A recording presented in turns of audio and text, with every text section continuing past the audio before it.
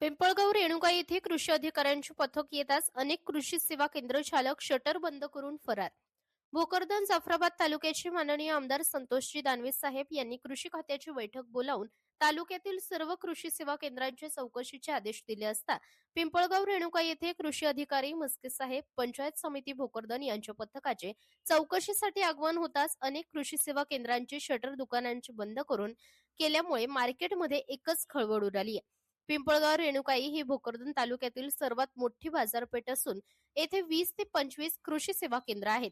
शिवाय 40-50 गावांमधून परिसरातील शेतकरी पिंपळगाव रेणुकाई येथे खत बी बियाणे घेण्यासाठी येत असतात. या अगोदर अनेक शेतकऱ्यांना बोगस बियाणं मिळाल्यामुळे बऱ्याच शेतकऱ्यांच्या पिकाचे उगवलेच नाही. तसेच जेव्हा हंगामामध्ये शेतकऱ्यांना खताची गरज असते त्यावेळेस खताचा तुटवडा दाखवून चढ्या भावाने खत विक्री सर्रास केली जाते. अशा कृषी सेवा केंद्रावर कारवाई व्हावी अशी अनेक शेतकऱ्यांची मागणी आहे. तसेच या परिसरामध्ये मोठ्या प्रमाणात मिरचीची लागवड होत असते. त्यामुळे फवारणीसाठी लागणाऱ्या औषधी सुद्धा बोगस विकले जातात असे अनुभवी शेतकऱ्यांकडून बोलले जात आहे. पिंपळगाव रेणुकाई येथील हा सर्वात मोठी बाजारपेठ असल्यामुळे व पिंपळगाव रेणुका येथे तालुक्यात सर्वात जास्त कृषी सेवा केंद्र आहेत. यांची सखोल चौकशी झाली पाहिजे व वेळोवेळी तपासणी होत राहिली पाहिजे अशी मागणी आता परिसरातील शेतकऱ्यांकडून होत आहे.